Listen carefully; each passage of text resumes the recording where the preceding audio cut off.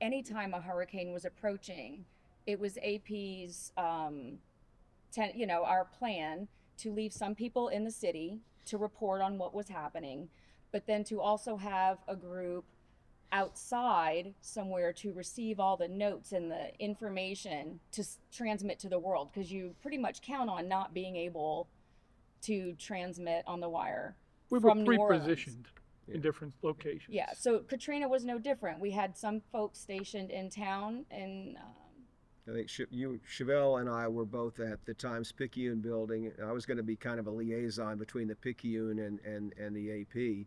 I believe a couple of our photographers were there as well, and that's where we spent the Sunday night, Monday morning of the storm. And then we still didn't have early on any real idea about how bad it was. We thought a storm had passed. We were not aware at first of the levee breaches. On the Saturday before the storm, I gathered up a bunch of equipment out the AP Bureau, and we went to our emergency location, which was at the Daily Star in Hammond, Louisiana. So we set up a 10-person newsroom in there with computers and such. And we rode that storm out there until the next morning, when the storm actually passed. During the night, the roof began to come up. Water started coming in the building. So that Monday morning, as soon as we could get out, because there was still hurricane going on, we moved to the Morning Advocate in Baton Rouge. So I loaded up all kinds of gear in garbage bags, put it in the back of a pickup truck, and we drove to Baton Rouge and set up in a location they gave us within the Advocate building in Baton Rouge. I personally got to realize it the next day that I guess it was sometime that Tuesday when we were in Baton Rouge, and we were able to see some TV and some video. And when we saw the water rising in the city, and we saw pictures of destruction, and the twin span bridge going out to Slidell was completely just destroyed, we all knew at that point it was we knew beyond. We knew it was going to be bad. I mean, I remember Kent Prince, the news editor, calling me when I was driving home on the Saturday, saying this one's going to be bad, and he'd been through quite a few storms. Brett and I shared a room at the Windsor Court during the storm, and I remember watching it as it came in that Sunday night and seeing just extraordinary things flying through the air from the 15th floor? Where were we? We were on the 15th floor, On the 15th floor. facing away from the river towards the rest of downtown. Right. And then around midnight, things just started flying through the air. And I remember saying to myself, this must be how it was during London Blitz. Because, I'd been through quite a few hurricanes, but I'd never seen the volume and the size of things that were, suddenly filling up the air. And then, of course, the next morning, I remember being in the basement of the Windsor Court, and the winds were still blowing really hard. And when at the communications among us were kind of difficult because a lot of phone lines were down. There were still, thankfully, we found later some landlines that were working, but cell phone communication wasn't very. First time we really ever started using text Yeah, messaging. we That's learned. exactly We right. learned That's to where, text. text that's where the world learned to use Yeah. text message. And you had The to go- cell phone. You text them, you had to hit the number 3 times. Ding, ding, ding, ding, ding, Yeah, ding, ding. yeah. It took I them was hours filing using a flip phone Right. with a standard dial. So Yeah. that's Yeah. what we. But I do remember that it was Tuesday morning. We had ridden out the storm at the Times Picayune building. By Monday afternoon, we were trying to leave and go check out our houses. We could not get to Chevelle's house. We found out later that her house had been badly flooded. We went to my house, and then Tuesday morning, 4 of us got together, start just driving around seeing what we could find. We went up on an overpass, and there were just all kinds of people walking around. And this was, I guess, a good 12 to 24 hours after the worst of the storm had passed, there are people walking around on the overpass kind of aimlessly. We get out of the car and start talking to people, and people start telling us we had to get out of our houses. The water is rising in our houses. I still, you mean now, this morning? Yes, this was Tuesday morning. Yes, the water is still coming up. And I went and looked over the railing along the overpass, and there was a guy on a big, like 4x8 fence gate, poling himself down through what it looks like more like a river than a street. And we started to realize I was able to get Kent on the phone and tell him what was going on. I don't know if we were getting it from other sources at that point, because again, the phone technology and the connection was not very good.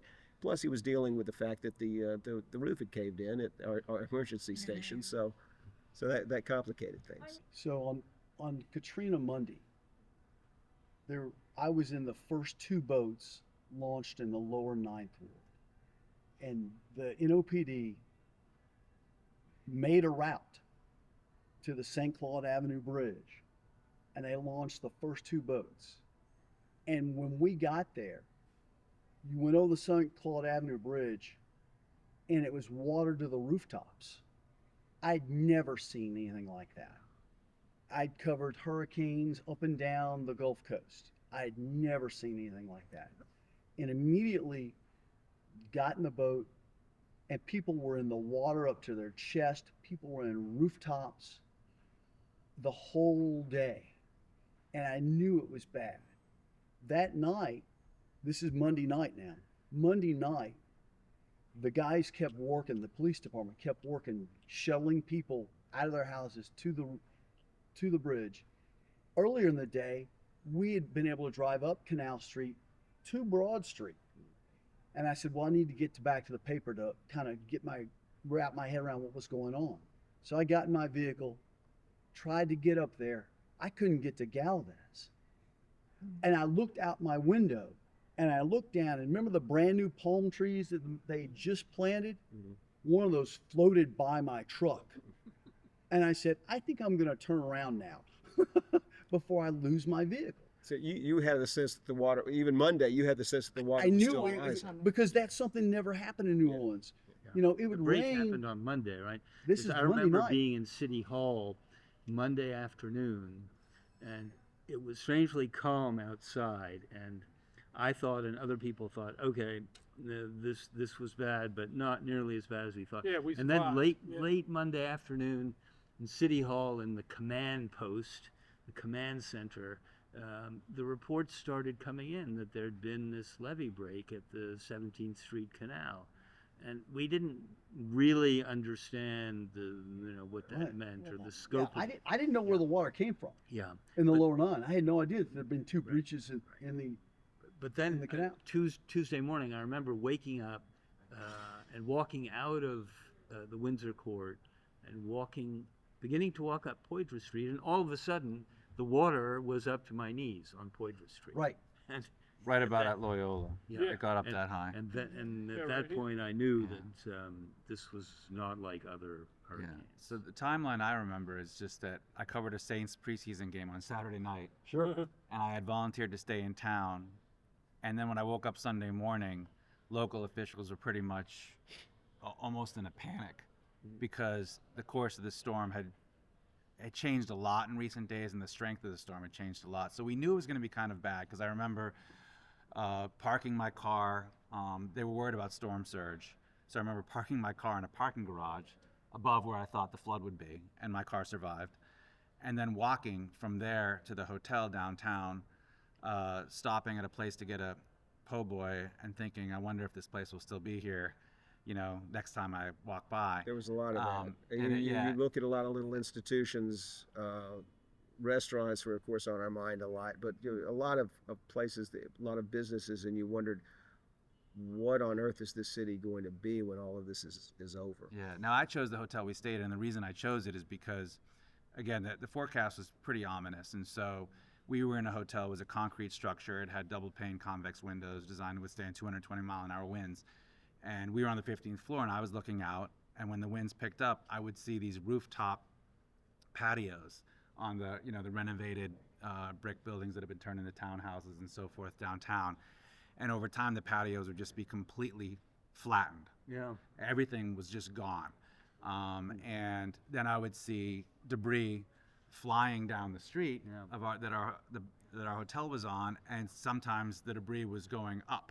Yeah. You know, and these were signs. These were signs that would be hanging from the balconies above the storefronts that were being ripped off of metal chains and then just flying up in the air, sometimes hundreds of feet, and flying away.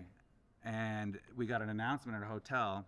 It came into every room and said, please, everybody, leave your rooms, go in the hallway, close the door. And maybe, you know, I felt like, well, my job is to watch this, and I think we're in a safe hotel. So I stayed in the room and I kept watching. Yeah. But at one point, the outer pane of our double panes shattered and collapsed. And it made me realize it was bad. And then we ended up changing rooms. But when we first walked on a dry Poydras Street to City Hall the next day, all the floor-to-ceiling glass of the Hyatt Hotel had been blown out, and the curtains were fluttering in the wind, and I had never seen any destruction on that scale before. So we did have the feeling that, oh, okay, well, the storm surge didn't come into the city. We're not underwater. The damage is widespread and pretty bad, but still mostly cosmetic, and so maybe in some respects we dodged a bullet. Yeah. And then the water started rising, and it was rising while the weather was so hot and still, and it was just misery everywhere. And that's when I knew, okay, this is so much worse than I thought it was going to be, and it didn't feel like any help was coming right away from the federal government. Well, they wouldn't even let any of us get in. Yeah. Howard and No, I we couldn't get in. were We had to in. come in with a National Guard convoy. Exactly. Yeah. We were at the Hammond Daily Star, then we had to evacuate to Baton Rouge, and we're just trying to get what you guys are sharing with us out to the world, right? Because that was our job, to get somewhere safe where we can transmit the news. And that proved to be very challenging. And then it was Tuesday, I was trying to get back to, I had food, I had supplies, because I knew you guys would need reinforcement, but they wouldn't let us cross the bridge because the other side of the bridge, the other parts of I-10 were all underwater. So there was really no way for us to get to you at that point, which was a terrible feeling, to know that your comrades are out there, you know, doing the best they can, but in what would become very increasingly impossible conditions. Refrigerators. Oh, Refrigerators. Almost a joke in the city of the I remember covering going to the cemetery when the caskets had come out of the tombs. I remember the first day that they opened I-10, they got the water out from underneath the overpass, and that stuff was as green as grass, and it smelled so bad, just awful. The city smelled bad for a while. Yeah. I mean, we had I staged. mean, days after, Weeks, Yeah. weeks. months after. Yeah. I mean, it took us, my parents lived in Chalmette, in St. Bernard Parish, and they had water in their house for at least a week. And then Rita came 20 days later and Right. filled it all back up again. Yep. Right? So we couldn't get to their house for, it was over a month before we could get there. Well, once we got there, there was a swamp of mud. I don't know if you know Covered what the streets and swamp- everything. 4 of us had staged. In the house. And the house, yeah. Inside the house, we had 6-8 inches of mud. Yeah. Sure. I mean, you want to smell? Yeah. There's a smell for you. The other thing, 4 of us had staged at our photographer Bill Haber's house because it was not flooded and it had a generator. Unfortunately, by Tuesday afternoon, it was taking on water on the ground floor, and we didn't have high water vehicles at the house, so we could sleep on the upper floor, and every day we'd go out to report by putting on our nasty sneakers and wading through hip-deep water to get to a car so we could drive around the dry parts of New Orleans to see what was going on. And the city smelled bad. You know, the parts that weren't flooded. You got to remember too, Kev. Don't forget, you used the water in the street to flush the toilet Yes, because there that's was true. no running water. Yes, and there was Civil also society does not exist without running water. All right. I still have it. My family had to leave, and I was feeling terrible that my wife and kids were up in North Louisiana, and I might not see them. I got to go visit every once in a while, but I had to come back here. I felt a duty to come back and help with the story. So my house had a little damage. It had roof damage. It had some water damage inside, but that was nothing. Her house, Chevelle's house, flooded up to the ceiling. I was almost to the ceiling, and I was also dealing with the loss of my mother. So I was still in a stage of grief, and then I had more grief. I just remember this. I had just finished paying off the note on my car, and the papers were sitting on a table in my den. And when my car was obviously flooded and it was lost in the Times-Picayune parking lot underwater. Everybody there had moved their car and they didn't tell me. That survivor Yeah, guilt is still it's crazy. with you. It's with me. I know. I mean, I was fortunate. I lived in Slidell. I had some very, very minor damage. But the rest of my family lived in New Orleans, in the city. So my parents, my in-laws, my aunts, uncles, cousins, brothers, everyone lost everything they had. Right. I didn't lose anything. Two So that colleagues. was very difficult for me to accept. And today, it's bringing it all back. Yeah.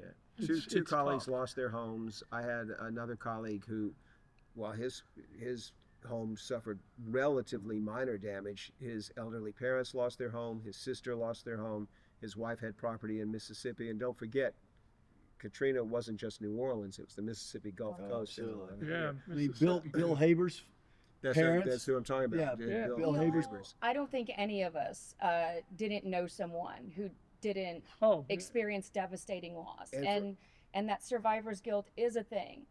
The only thing that kept me going through it all, especially in hearing, was just to keep working and keep Absolutely. meeting as That's what many did. people as I could, I knew. telling however many stories I could. And I knew it's I the had only a thing that job to kept me- do. It's the only thing you had control over. You had a For job everything to that we do and you went through, did it. For everything that we went through, we were people of relatively decent means. We were reporters, so we were the greatest paid people in the world. But we had homes and we had resources. We're in a city where there's a lot of poverty. right. We're in a region where there's a lot of poverty, Yeah. and so everything that we were going through, which could be very painful at times, we were witnessing abject Worse. misery all All around around us. us. Yeah. Well, you're experiencing it, and I think that actually just allows you to report with more authority when you're kind of a victim and a reporter at the That's a good same point. time. But look, I mean, the work is what made you feel less helpless. Right. You can do something if you can report and tell tell this important story about what happened, and I think that's a lot of what kept me going. But I was fortunate because even though I was at the time, in my early 30s and single, and didn't have to worry about kids and knew that everything I might have lost was material. And again, I couldn't even get to my house for 2 weeks after the storm, partly because of the flood and partly because of downed giant oak tree limbs. The roads were impassable and it was too far from downtown. I was on Esplanade Ridge. As it turned out, the water got all around my house but never got in. So when I walked in, it was like August 28th, and that was kind of surreal. And I felt even more guilty because I knew so many people had it so much worse off, and I had kind of escaped. Yeah. And the other thing is, look, I mean, most of us are veteran journalists, and especially when you work for a global news organization like AP, you have to be tough, and you have to. Yeah, this You can't. This was really bad, but you still. Because you were living have, it. yeah. When you, and I know you've been to them, Yeah. earthquakes, tornadoes, Sure. things like that. I've had to go to those places and set up gear for you guys to do your jobs, right? Yep. But when you go there and you finish that and you can go home and you decompress from it, right? Right. Absolutely. Here, There was no there was decompression no decompression for time. years. That's right. Because you That's were right. in the story, you were the story, and you couldn't go home that evening and relax. It was. That's exactly true. I mean, You could go this is home, the- but it this was is the- it was dark and it was Yeah. hot. the differentiation between this and 9/11, which the comparisons are legitimate, is that the folks that worked on the pile at Ground Zero, they got to go home at night. those of us that worked Katrina, we didn't get to go home at night. Right. We were in our homes. We were in the And they were story flooded. while He we was were sleeping writing in an it. RV on You're right. Canal Yeah. Street. One thing My- that I my- did, my I house want wasn't to, I wanted to make a point at here is that as it gave me a new appreciation. I thought more, not right away, but over the years, of reporters who actually live in war zones. And most American reporters don't go through this. That's right. You know, but if you were in Israel on October 7th, or if you're in Gaza now, or if you're in Ukraine and you're a journalist, you are living the story. That's right. And I think sometimes that, you know, I'd covered government and politics most of my life. Occasionally a tornado. I'd seen a lot of gruesome things from time to time, but I'd never seen abject misery on a scale like this, and it lasted for months. In a major No, I had to- American In a city. major I American had to go city. to Africa to see the kind of mass suffering that one saw in New Orleans during those first days and even afterwards. But I would disagree with you. I don't think.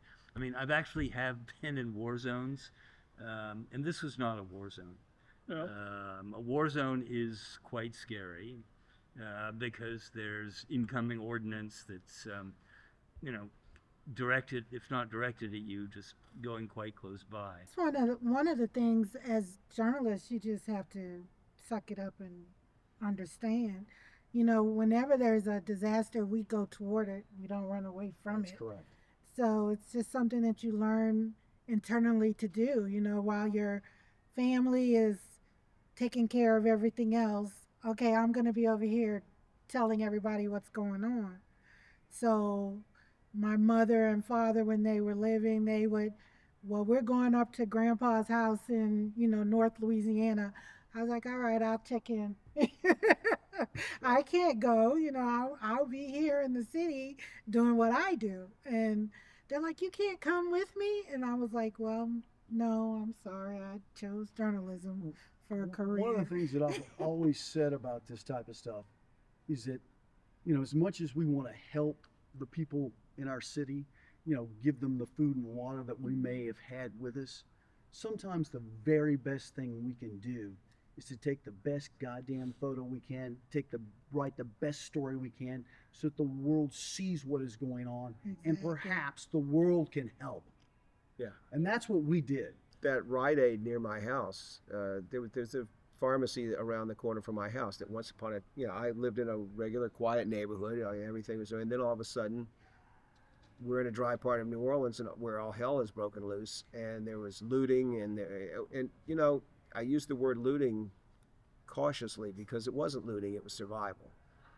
And I remember the late great photographer Dave Martin and I were driving by that pharmacy one day, and Dave sees what he thinks is going to be a great picture, just a man, just miserable, almost collapsed over a shopping cart, and just the misery on his face is horrible to see. We get out, we start talking, and as I'm riding, I see out of the corner of my eye someone push through the torn doors of the pharmacy and sees me, sees that I'm a reporter, and I can see him walking very briskly toward me, and I glance at him, he looks angry. And as I turn to him, and I'm a little frightened, he starts yelling, look at this, look at this. And he's got it. His arms are full of things he's removed from the pharmacy. He's got mouthwash, toothpaste, soap, deodorant. He says, I'm not taking anything to get high. I'm not taking anything that I don't need. We're just desperate here. Look at this. And that's kind of what that was burned into my brain. I stopped calling it looting, for one thing. Sure. And that was just one of the many. And that's that same moment, people are starting to gather around to talk, and they're starting to say, you think the insulin in here is still good? And one of them says, no, hasn't had power for 3 or 4 days. There's no refrigeration. I wouldn't change. That's the kind of conversation that's what people were facing. Yeah, I remember walking up Poydras Street and walking past a guy who was very obviously hot wiring a car, and he looked kind of embarrassed, And I just looked at him, and he said, "I'm sorry to be acting like this, man, but I just got to get out of this place." I But didn't there know was a that period a few days after the storm, like I would say Tuesday or Wednesday, maybe Thursday, where the batteries in the cell phone towers were out. So my cell phone stopped working. And what I had to do, I mean, there was no way to get a connection for a laptop either. And so essentially what I had to do was walk up. We would walk to the city hall and go on the freight elevator, which was in the loading dock. Nobody was really guarding it, but I had my press ID. And I would take the elevator up to the emergency operations center on the 9th floor, which had generator power and a working landline. And I would call either New York or I'd call you guys, and I would dictate whatever I had. And I had to do that. That was basically the only way I could file a report for a couple of days, was from that phone in the emergency operations center on the 9th floor of City Hall, where I also had a really good view of desperate people all around the Superdome, on the exterior of the plaza, and just baking in the heat. But somehow that was preferable to being in the horrible air inside. So when I was in the lower ninth ward that first day, I was in the boat and they dropped people off on the St. Claude Avenue Bridge, and I'd see other colleagues and I'd give them a disc out of the camera and they'd take it back to the paper. And I did that several times. And then the morning of day 2, I needed to get back to the paper to get those discs back because I didn't have a lot of them. And also that night I'd photographed Fats Domino, the famous musician, coming out of a boat in the lower ninth ward, and everybody thought he was dead. So I put it in a Ziploc in my teeth, and I thought I was going to be able to wade to the paper. I've waded to the paper several times. Well, I get down there and the water's too deep. It's a swim. And so I swim to the paper. I get back in. I come out, and I see this guy. And I'll let you take it from there, Kevin. All I recall is we were trying to get to the paper because we thought we were going to be able to stage out of there again. And as I think Chevelle, Bill, and Dave Martin and I are approaching, we see that there's a lot of water between us and the paper. But then I remember Alex trying to wave us off, and then I realized he's swimming. He's swimming toward us. We're probably not going to be able to work there. And again, we were only then getting in fits and starts information about how the water was rising. The paper eventually flooded. And so I looked at them and I yelled. I said, "Hey, where y'all going?" They said, "Well, we're going in there to work." And I said, "I don't think so. Look at that newspaper truck that just went by." And they all turn around and look, and it's filled with employees. They're evacuating the paper. Yeah. Yeah. And they looked at each other like, "Where are you going?" I said, "I got to go back to work. All my gear's on the overpass overhead, and I got to get back to it." We had to communicate with New York too. That was difficult, right? Because of all the obvious reasons. But I did have a sat phone, right? So even during the storm, when storm was finishing passing, it's still cloudy, and sat phones don't work unless you have, you can't use them in the rain and in the storm. So I was able to get in touch with New York and give them some type of idea of what was happening, that we had no landline, no communications, none whatsoever, that we needed help. So they eventually, within a couple of days, put a team together of technicians, and we contracted with Hughes Network for satellite and uplink. And in the meantime, we were trying to find places to set up in the city. So you're asking, you had to MacGyver things, right? Yeah, so we had some sat phones. We were able to talk to people every now and then in New York, but it was tough. I mean, finally wound up at the W Hotel, and we were there for a month. We got kicked out of the open restaurant they had in the French Quarter one night because Butch was coming there to eat dinner. So they shut the restaurant down, huh, Chevelle? Mm-hmm. We couldn't eat there that night. Baco? Yeah, wherever. Baco? Yeah, Baco. yeah. We couldn't eat there that night because Bush was having a dinner. Okay. Well, we didn't really have access to many We didn't officials have- at all, because the communications were so bad. And We the only barely got to talk to the governor. I but talked to the mayor a few times. Yeah, I remember hiking like 15, 20 flights of stairs up to the top of the Hyatt to see Nagin and his people. That was I Mayor did that Ray a bunch Nagin. of times, and I do have a memory of seeing them sitting around, Nagin and his top people, and thinking, and you'll excuse my French here, they don't know what they're doing. They They were didn't. they were paralyzed. Right. Um, That's and exactly they had no levers to manipulate to make the situation better. And it wasn't until the Thursday after the storm that the federal help started coming in. Yeah. And I remember seeing in a miles Alright. long line of federal trucks coming down the interstate, because at that point I had gone up to Jackson, Mississippi to see my family, and I remember on the other side of the interstate just seeing the trucks finally coming in, but that was late.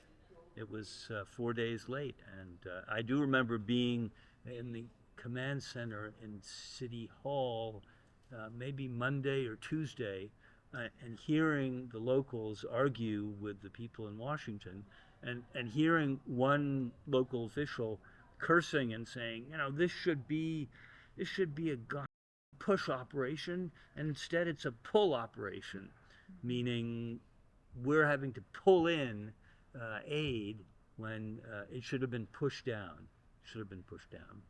We were really the only national news organization that was here in any kind of numbers, and it was our stories and our pictures that were on the front pages of newspapers all over the country and all over the world.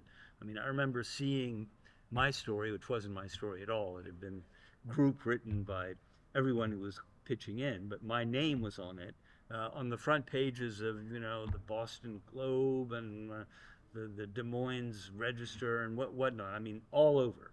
So we were the ones who were telling the world about Katrina, at least in that first week, before other news organizations came in. Yeah, I that's right. And I think that was, we were in no position yet to know who was responsible. We were becoming more and more aware of acrimony between the Bush administration and Governor Blanco's administration that we're very much aware did not help anything. But as far as conditions on the ground, we were on the ground, and that was the most important thing to do. Let people know We were what too was busy going working. on. Yeah. Right. Yeah. I mean, yeah, we didn't really have that 10,000-foot level. We're like y'all said, the boots on the ground. Or should we say the boots in the water? I have a new respect, and I think a new awareness of how people who are covering tragedy on a day-to-day basis in other countries, not only the physical danger, but the emotional danger. Well, really, the importance for me of being here was that obviously the images were horrifying, but the real story is how the people directly affected by those scenes that you're seeing are feeling about what has happened to them and how they will cope with it. And through us being here and talking to them, we can, on one hand, I think, convey in a relatable way their misery, difficulty, sense of loss, but also in a more on the more inspirational side, their sense of purpose in terms of rebuilding, surviving, preserving a way of life that they thought was really important to them here. And you just can't get that from the pictures, which is why I had relatives all over the country and friends saying, well, what are you going to do now? Do you want to move in with me and start over somewhere else? And I said, While no. you're still there. Yeah. I said, no. I said, I think people love this place and they're going to try to rebuild it. And when they do, I want to be here to see it. And some of the best stuff that we've done in post-Katrina, I think, is also to be here to tell the story of the rebuilding, including the building we're sitting in right now, and how much it has meant Perfect. Yes. to the lives of people around here to be able to experience joy and accomplishment and all those things again, and know that no matter how bad it looks sometimes, you really shouldn't lose hope. Remember all the talk of moving the Saints? Yeah. Remember Yeah, there was yeah. all that discussion, and I mean this building had holes in it and was It was under renovation trashed. for what, year? Yeah, A year till they came back? yeah. You know? It's just amazing how things can be rebuilt from nothing. If you'd asked me before the Katrina experience, would I ever feel that I almost feel guilty saying it now, but that a football team was important, was one of the most important things to do. Yeah. What- Seeing the building recovered, seeing the building renovated, and seeing the It's football gone team through play. a couple of renovations too since the initial after Katrina. But our office used to be across the street from the dome, and we could look down Yeah. and see the It- holes in the roof. It's and it was- it's symbolic of the city. Yeah. I mean, the renovation and the bringing back of the Superdome is symbolic of this city. This is, the devastation, the holes in the roof is blowing in the wind. And yet, the team still plays games away, just like New Orleanians that were evacuated. They are in all 50 states, and now they're coming back, and just like the team, they come back. And they fight for their city, for the way of life that is New Orleans. I thought New Orleans was dead. I thought there would be some semblance of a city rebuilt, but I didn't think it would be New Orleans anymore. Yeah, I I was didn't gonna thi- say when that was my feeling too. In relieving some of you guys in the days after, as we had to come in and do that rotation, I had never heard the quarter so quiet. No music, no food, no bugs. I don't know. That you remember like There's There were one no good- birds. There there was were no no birds. wildlife. There was Like- you couldn't hear any of the parrots Wasn't a that. light I to be remember, found, but I nothing. remember questioning, what is this city good? What will come back, and how will it look if and when it does? And it almost made me feel like a part of my purpose, not only in being a journalist, but was to be a part of the rebuilding. So, I don't know. I stayed. We all stayed. Well, this was my home. I Yeah. couldn't go anywhere else.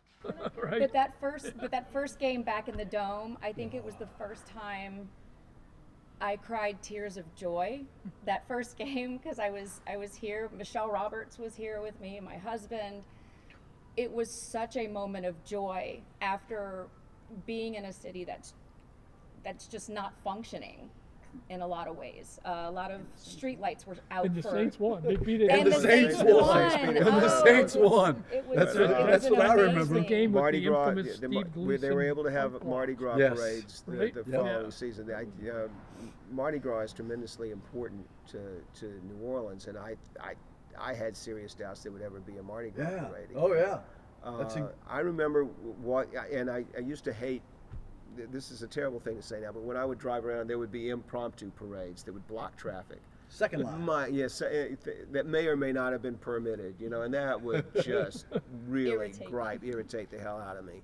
And then a few months after Katrina, my wife and I were walking to one of our neighborhood restaurants that had come back, and there were signs that there was. It took a couple of years before you really got the feeling that it was coming back, but it was starting to come back. And we were walking to our restaurant, and traffic had stopped, and you look down, and there was a parade going on. And you could look in and see a driver just looking like he was furious. And I'm thinking, he's an idiot. What a beautiful sight. He's an idiot. What a beautiful sight. There is no other city in the nation that is like this city.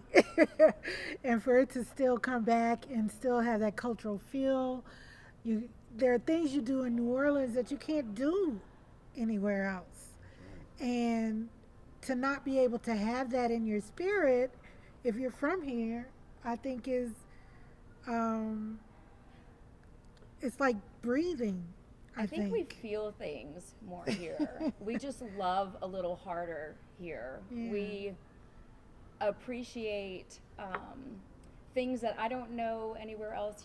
You fully get it, and I think that was even more so after Katrina. And the people who came back wanted to bring that feeling back, wanted to make sure that it survived, because so much didn't. So many Right. people didn't. Well, I would just say I'm not being from New Orleans originally. I'm from New England and Maine specifically. But New Orleans is probably not for everybody. But if you get it, then it's really hard to leave. Yeah. So I was probably one of those people who got it. And, initially it was heady times during the rebuilding.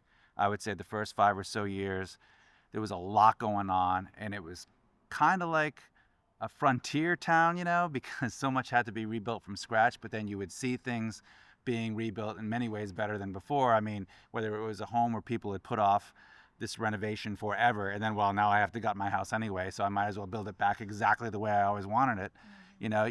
Parts of the city about 5 years after the storm, maybe before, it looked a lot more polished than probably they had in decades. But after that initial period, I just think New Orleans again became very livable in many pockets of town, and then a lot of us have our relationships. My wife is from here, my child was born here, and so then that kind of inertia sort of takes over, and you just stay. But with that comes a lot of institutional knowledge about the place you're covering, and so you also feel like you have some value there. Oh, there are still neighborhoods that look like shells of their former selves. If you go to the lower Ninth Ward now, there's still blocks and blocks Lots of where vacant land. homes used to exist, and it still looks like Katrina had just passed. I mean, there are steps leading to nowhere, cinder block foundations that are still just among weeds. I think most of us were fortunate enough to have, or those of us who were fortunate enough to either have flood insurance or have a means to rebuild, we did. There were just so many who didn't. And those neighborhoods were very, very slow to recover. In fact, it wasn't until right before the Super Bowl that Fats Domino Boulevard got a working light. Like right before this last year, they finally got a working light on this road that Caffin Avenue. yeah. Yeah. Caffin Avenue. When I tell you it's still a work in progress, it is, and there are some parts of the city that, I mean, they're just not going to come back the way that they were. I think it's pretty well agreed now that flaws in the design and construction of the levees are what nearly destroyed the city 20 years ago. So that's better. There's still all kinds of problems, and the city's losing population again. Losing population, we still have streets that flood when there's a heavy rain. We don't even need a tropical storm or a hurricane to flood some streets around here. Yeah. But it's definitely better off than what it was when Katrina hit. I think on balance, and that's going to be can be a lot of debate about that. But I think on balance things are better, but there's still a lot of room for improvement here. I block it out a lot. I can get very morose thinking about some of the things I saw, and that's why I was talking earlier about I think reporters covering real tragedies, we got a taste of it, but there are many hot spots around the world where people who live in those areas actually cover them. And I want people to know that journalists who have a bad reputation for a lot of reasons work their butts off and live their stories. Sometimes the stories are forced onto you and you don't want to live it. But I think journalists all over the world sometimes put their lives in danger. They certainly put their emotional health in danger. That wasn't something I had signed up for. It wasn't something I ever actually expected to face, and I faced to some extent that emotional upheaval during Katrina.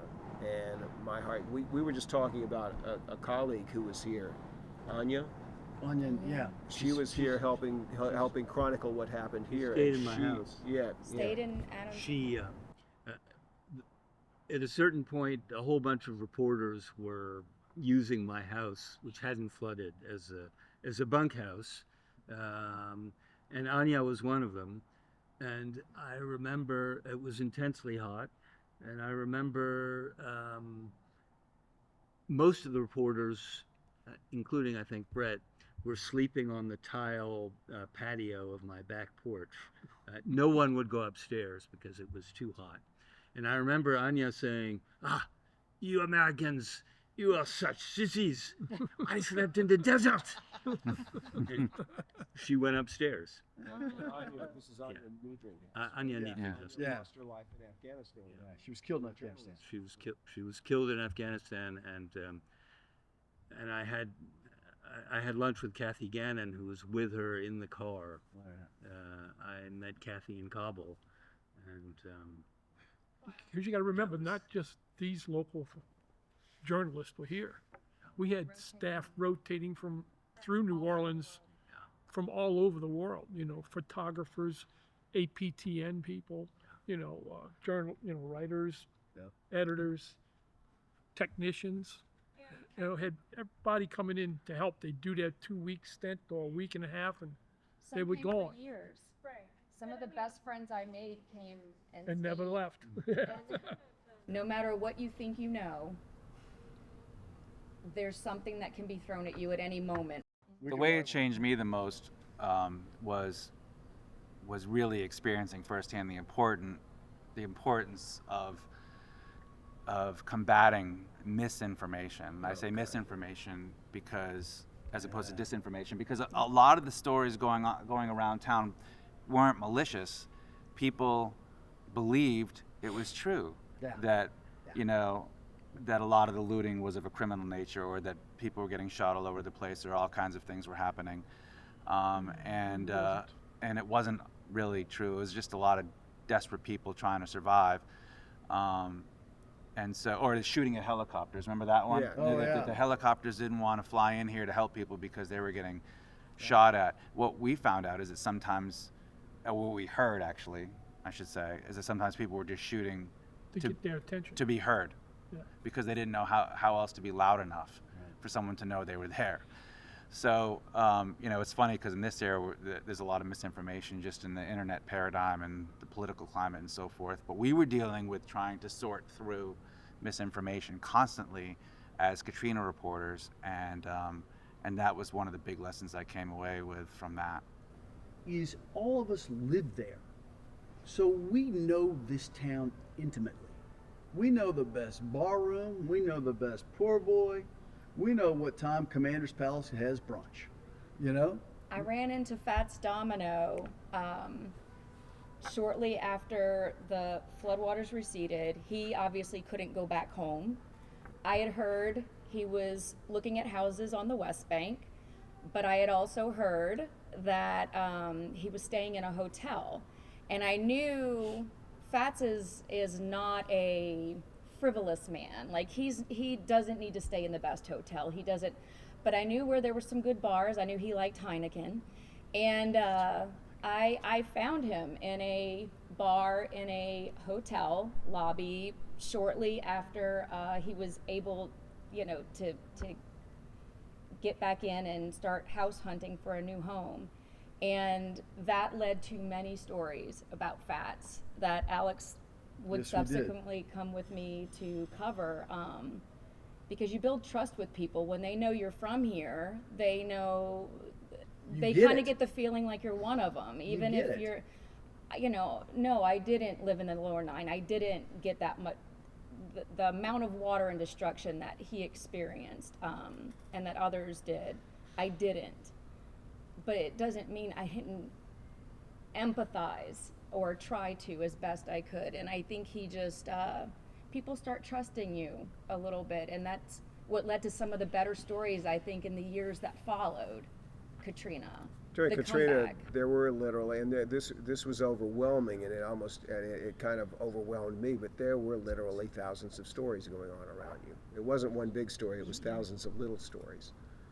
On the Sunday after Katrina, Dave Martin and I went on what may have sounded like a fool's errand. We were going to try and find if there was a church service going on anywhere in town, and there wasn't. The town was deserted. But we went church to church, and we started knocking on doors, and we got to a church on St. Charles Avenue near Napoleon Avenue, and we knocked on a door, and by God, we thought we heard singing inside.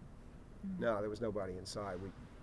We looked around and we looked across at a restaurant that had been, of course, shuttered because of the storm, and no one had been in for a week. And a group of people had broken in, dragged out steam tables, brought food out, found ways to light up the little flames under the steam tables, got any food that was salvageable, and started handing out food. And people who had been in other parts of town found their way there, and there was this trio of old women singing hymns. And they were, and there may be archival video of this, because AP Television did it after we alerted them to it. But it was just a little miracle. But that, you know, again, in a disaster like that, you've got to be aware that there's thousands of stories going on, and you got to pick your shots sometimes. Yeah. And you can't get your arms around everything. You have to do it one story at a time sometimes. Yeah, one of the stories I had that was on front pages, dozens of front pages all over the country. It was a result of living here, basically, because when the flood waters had started to recede, or had receded just enough where you could drive down Esplanade Ridge and the National Guard had come in and cut through the huge live oak branches, and it was, you're like driving over the sawdust in between, you know, two sides of a live oak branch where they had cut enough room for a car to get through. We were able to first go check on my house, and it was the first time I had seen my house, and then I wanted to go to City Park to just see the park where I used to jog all the time, and it's a beautiful place. Obviously, people congregate there, go to the museum and so forth. And so I went to City Park, and in Bayou St. John I saw a deceased person floating in the water. And then I saw another deceased person in the park covered with a blanket. And then as we left that area, and so I started gathering this commentary of, as the floodwaters recede, this is what people are finding. And we noticed one of these refrigerated vans driving by, and we followed it, and it went to a nursing home. And then we sat there and watched them bring out 7 body bags from the nursing home, and then called that in. And that was, you know, kind of the lead to the story of the day, which is as the floodwaters receded, and this was like 2 weeks after the storm. You know, the lead was essentially that officials moved on from rescue operations to recovering the dead, and there were just 9 examples just from my neighborhood where I lived that I had seen, that I was able to call in to make that story. Did you have search marks on your house? Yes. Yeah. Yeah. The search marks were all on the houses where the people had gone through and searched them. I mean, some people saved them. You know, some people painted over them, You go and some around people town. did like metal artwork of them. We kept them. You can still find a house or two. Oh, sure. There's one a few blocks from my house where the circle and X Yeah, is still, and I used to know absolutely. what each number inside the X meant. I can still read them. I Yeah, can translate for you. Yeah. Just as a sports writer, I'd say one of the major legacies is displacement, because a lot of the people who left never really did come back. And every now and then I'll find myself doing a story about a kid who comes to LSU who had this connection to Louisiana, but was really young when his family had to leave New Orleans before Katrina and never came back. And so he went to high school in Texas, played football in Texas, but then he ends up at LSU because of his Louisiana ties. And you know, if there are stories like that just among elite athletes, just imagine how many stories there are about people who have always thought about, or you know, or wanted to come back, but whatever the circumstances didn't allow them to come back right away. And then, as you know, life kind of takes over, and you can. So, to me, it's just displacement of people from this area whose families may have been here for generations, separation of sometimes family and friends and stuff like that. I think that's kind of still in some ways an enduring legacy of that storm. Yeah, I think the population shifts, and I don't know the data anymore, but I bet you can find an awful lot of people in Atlanta and Houston and other cities whose families were here for generations, and they left and they just didn't feel like they could come back. Or couldn't. Yeah. One of the legacies I think the storm has left is there were a lot of stories during when Katrina was happening about how they should just raise the city of New Orleans and not even try to bring it back. And I think as a sort of a legacy deal is that idea. It doesn't come up hardly anymore when you talk about national disasters. You don't hear people talking about raising the Pacific Northwest that gets destroyed by fire, or even when New York got hit with its superstorm Sandy, there was no talk about never bringing New York back from such a thing. So I think this storm has really helped raise the consciousness level of what you say and how you say it. Maybe not so much with the current administration, but I think that's one of the things that I tend to think about a I lot. think everywhere, vulnerability is evident Yeah. everywhere. And yeah, we were vulnerable because of what turned out to be a badly built levee system. We're vulnerable because we're on the Gulf Coast.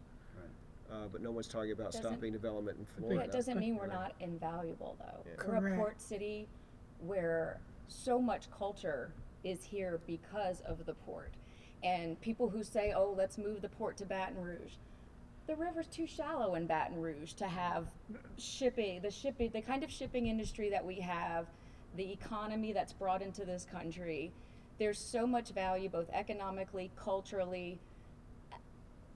I challenge anyone to say New Orleans is not worth I think what you saving. find too in New Orleans is loyalty, commitment. Stubbornness. Yeah. Maybe And we're just downright resilience. stubborn. You Yeah, know, I don't people know. are resilient here. Yeah.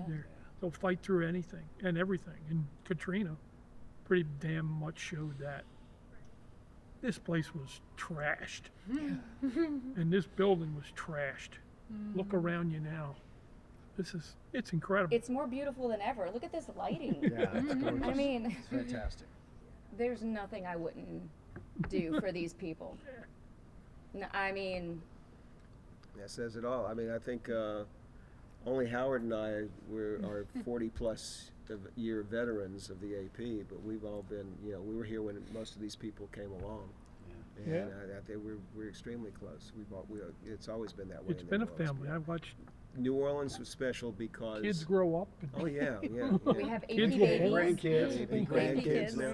Grandkids. New Orleans was a bureau where people would come and they might be passing through somewhere else, and might be looking for bigger assignments. But a lot of times, people who even came in with that thought, I think, dropped anchor here. I was here, yeah, I mean, I'm from New Orleans, and I was here, I think maybe year 3 or 4, and I remember Kent saying, so you want to, stretch your wings and go work in another bureau, or, I'm like, hell no. No, it was the greatest privilege of my life to be able to report for the Associated Press out of New Orleans. And I'm not a journalist, but I respect these people and the work they do Back at you. because Back at you, Yeah, man. You well, saved the day so many times I've lost count. I always said that if It's- we were in a building and it got hit by a disaster and one journalist survived to get a picture or words out, Howard would get it out if all he had to work with was 2 paper cups and a string. well, that's And a nice. paper of you to clip. say. That's God's truth there. Yeah. So He's our MacGyver for sure. I was very worried you'd ask this question, so I wrote a little something down. Hmm. Um, You can do it, bro. I know.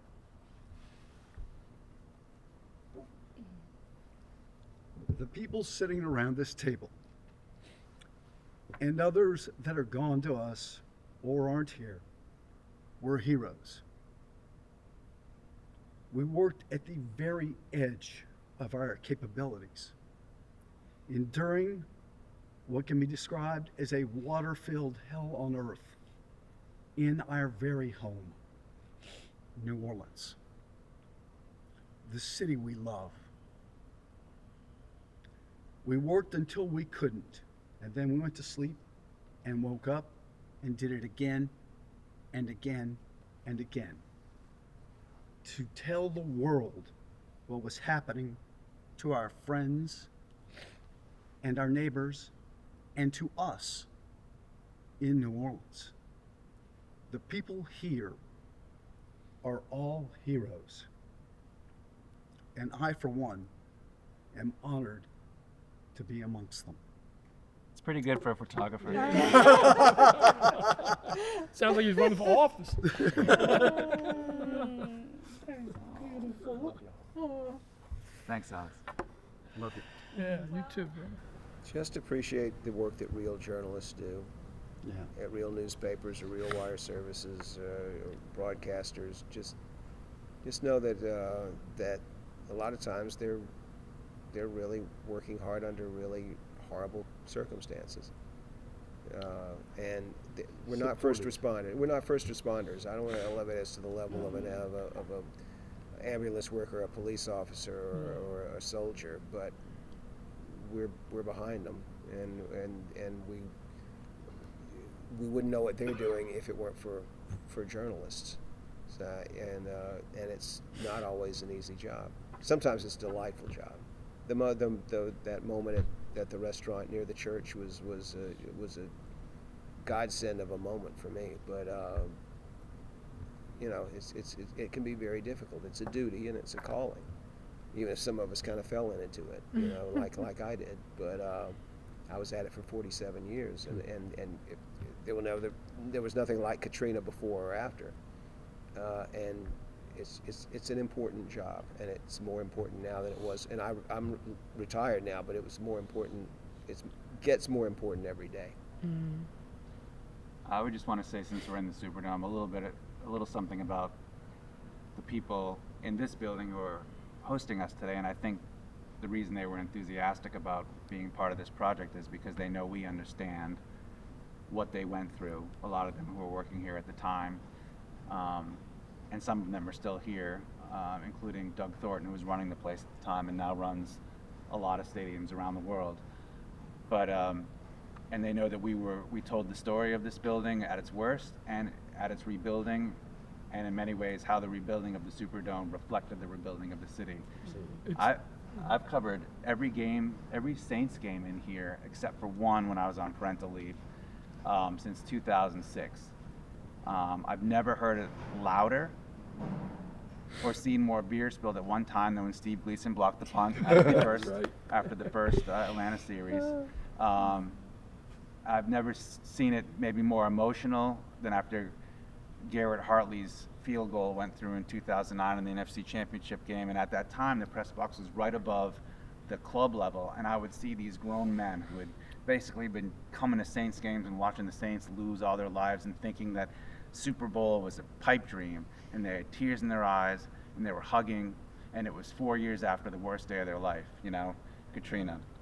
And now all of a sudden they were in a rebuilt stadium realizing that their team was going to go to Miami for the Super Bowl, not realizing yet that they were going to win, but certainly hoping that they would, and they did. You know, they've spent about $1 billion on this building since Katrina, and it's hosted a couple Super Bowls, it's hosted national championships, it looks better than it ever has, and yeah, it's been around for over 50 years. And when you're telling the story about New Orleans now, and especially post-Katrina, this building and the efforts to save and improve it and allow New Orleanians to continue to make memories here, whether it's for Sugar Bowl or all other Endymion, the Endymion Extravaganza, or concerts. Essence Fest. Yeah, everything. It's really a part of the story and really a place worth recognizing and seeing to anyone who comes here. Yep. It's a source of joy. And who would have thought, right? Misery to joy. Yep. We've got the whole spectrum. Yeah, it was really, really bad after the storm. I was one of the people who came in to find Mary. And I do want to recognize Mary Foster. She basically lived out of her truck in the parking garage. Yeah. If she needed AC, she could run the truck for just a little bit to cool off. But she experienced the misery in here day to day. I just came in and couldn't get out fast enough. When I talked about the earlier, the smell of body odor and raw sewage, and the air was just the air wasn't moving at all. It was also moldy and musty, and I just thought, God, how are they ever going to save this place? Even if they got it, they'd have to come in here with hazmat suits, which I believe they They did. They did. Yeah. They did. A lot Um, of hazmat suits all But over the city. that makes it also having More s- joyful. Yeah, seeing that this can come from that is a really hopeful thing. And so a lot of times when I think about what's the emotion that I get from Hurricane Katrina and reflecting on it, there's always a little bit of sorrow, but there's also, it's mixed, it's complicated, it's nuanced. There's also a lot of pride in having been part of the community that was able to see its way through from, really, really dark days to a lot of just fantastic celebratory events. Yeah, I think I grew up in the South, so I know about football, and I know about college football. And I used to always hear on the radio, TV, or read in the newspaper a coach saying, "This is an important game. This is an important game." As far as I'm concerned, the only important football game there ever was that one where Steve Gleason blocked that punt the first time in the new Superdome, and that was an important football game to the people of New Orleans. I think it was symbolic of what the city could do, that the city could come back, and it happened here. It was the kickoff. It was the This is the kickoff. kickoff.